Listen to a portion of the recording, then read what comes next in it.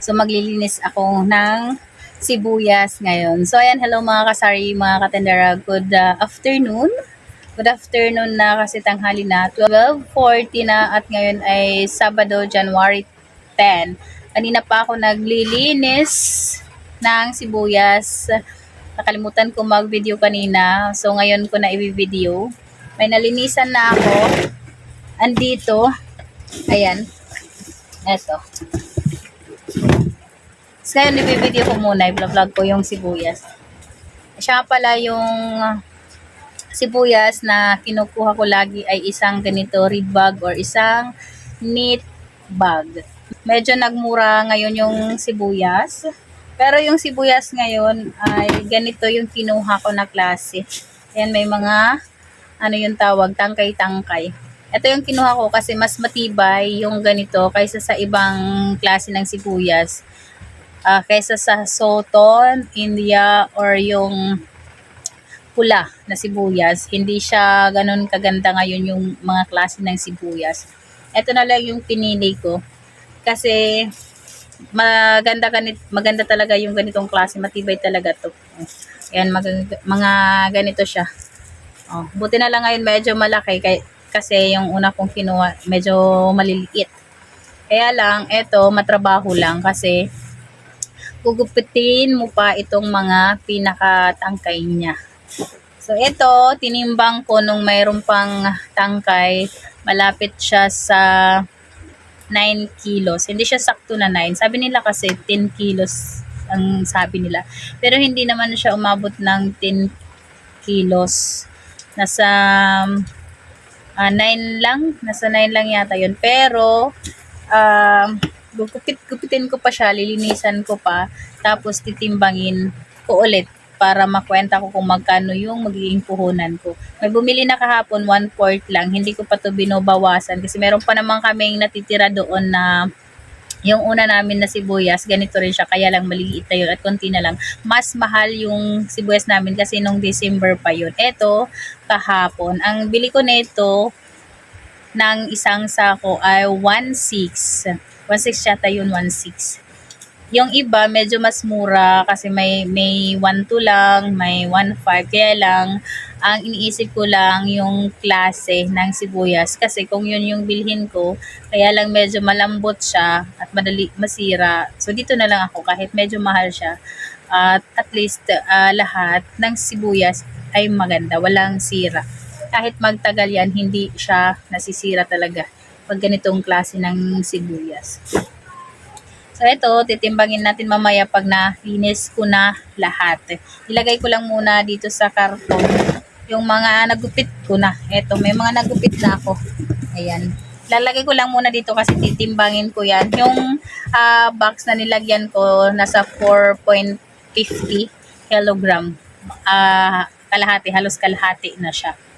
Tas 1.6 kasi ano ko nito, 1.6 bili ko, tas may patong pa tayo na 50 pesos sa pamasahe at syempre sa libor, dalawa kasi yung libor kaya nag-add tayo ng 50 pesos. I-divide ko mamaya kung matimbang ko na to para makuha ko yung saktong puhunan kung magkano. Tas mamaya na tayo magpapatong kung magkano yung papatong natin dito sa sibuyas. So samahan nyo lang muna ako maglinis ngayon ng sibuyas. Yan, ginugupit ko siya ng, ayan, pag ganito na. Tapos kung nababalatan, tinatanggal ko na yung balat. Pero ito hindi naman, di ko nababalatan.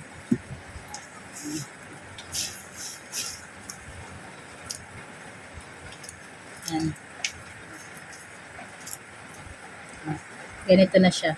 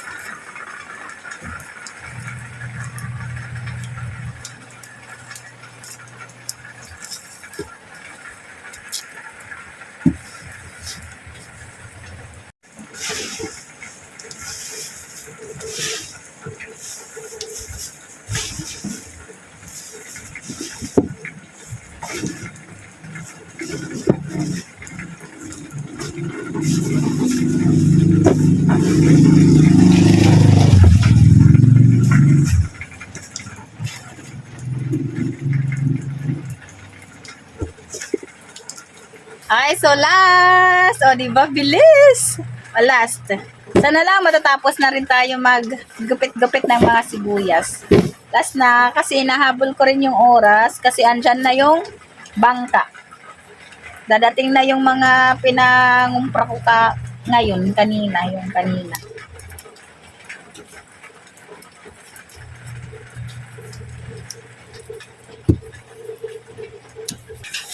Okay, so tapos na.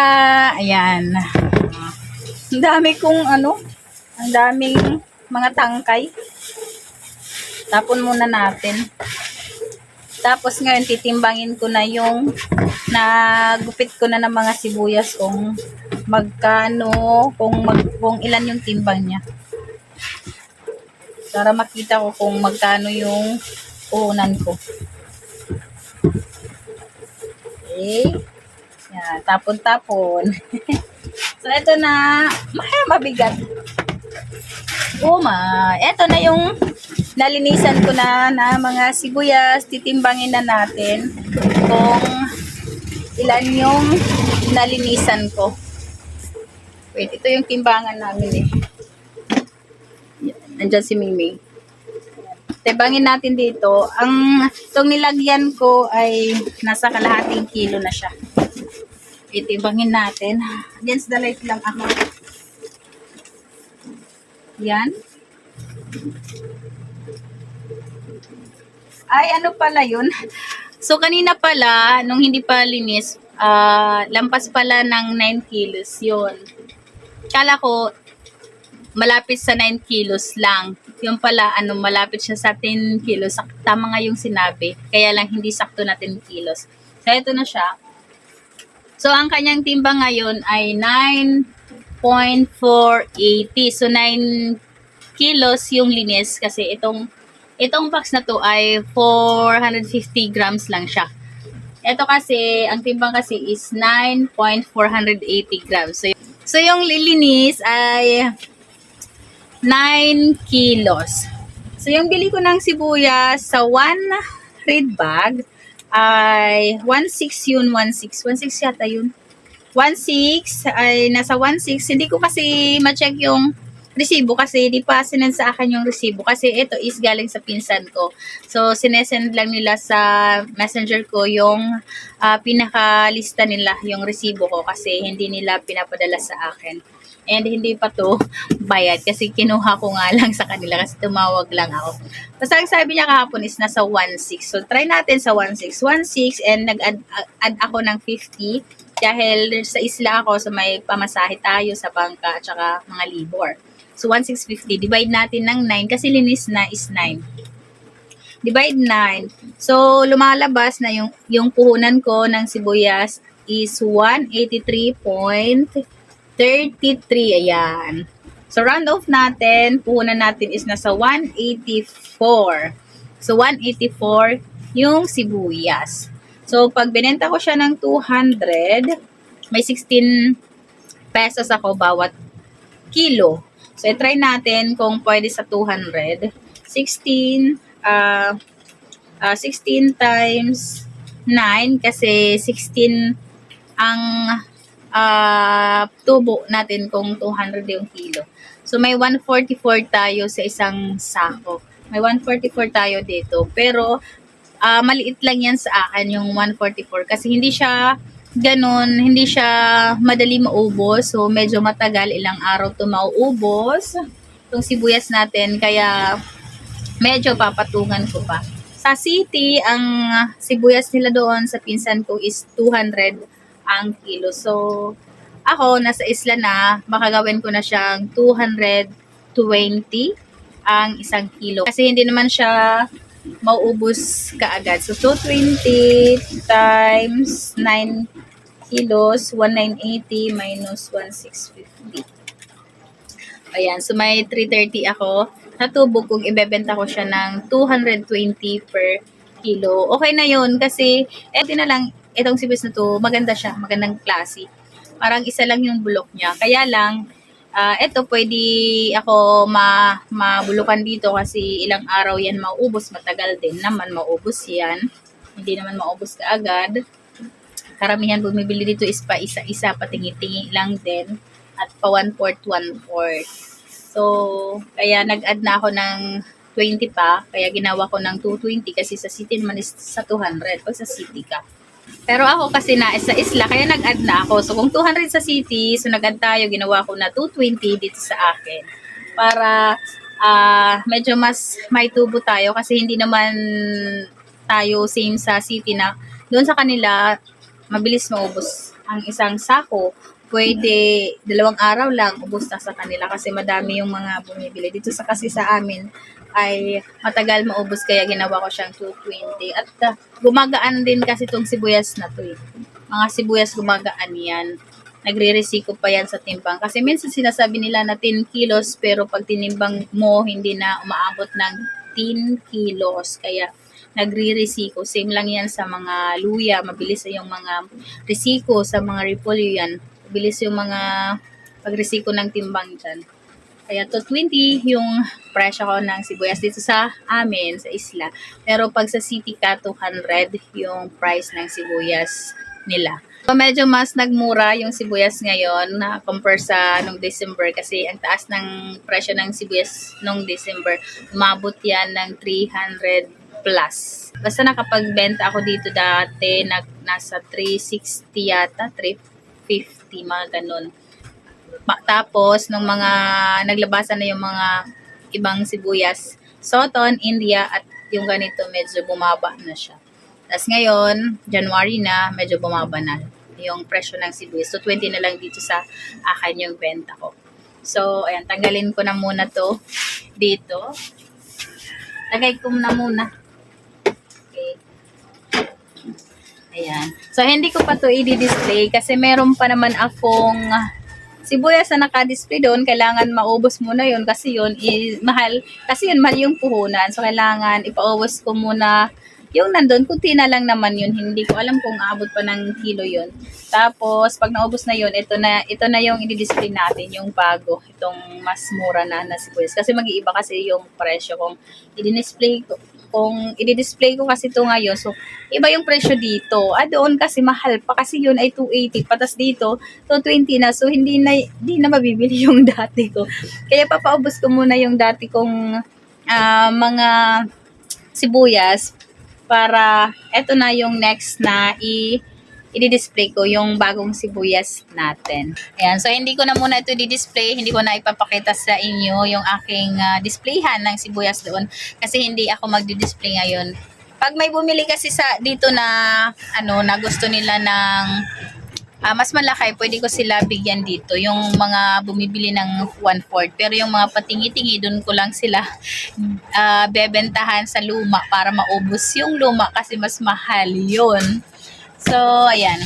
Ito ko lang, lalagay ko lang muna dun sa loob itong aking bagong sibuyas. Okay, so ayan, ito lang muna yung share ko. So, ayan, kung hindi ka pa nakasubscribe sa ating YouTube channel, subscribe mo na yung channel natin kasi yung mga ina-upload ko dito is tungkol sa pagsari-sari store. Kung mahilig ka manood ng mga ganitong video, mga ganitong vlog na about sa pagtitindahan, so subscribe mo na yung channel natin. So, sa mga nakasubscribe na dyan, maraming salamat sa panonood ng aking mga video. And pa-share and pa-like na rin ng video natin para mas madami pa yung makapanood at mas madami pa yung mag-subscribe sa atin. So ayan, hanggang dito na lang muna yung vlog natin. Thank you for watching. Happy selling sa lahat ng mga kapukasari ko at mga katendera dyan. Bye-bye. See you sa next vlog. Bye-bye. Sililigpit ko na to at maglilinis na ako dito. Yung kalat ko, yan. Ayan. Ayan na yung mga nagupit-gupit ko. Ayun. Tinapon ko lang doon. So, liligpitin ko na yon kasi dadating na din yung aming mga pinamili ngayon. Mamaya i-unbox natin kung hindi tayo busy. Bye-bye!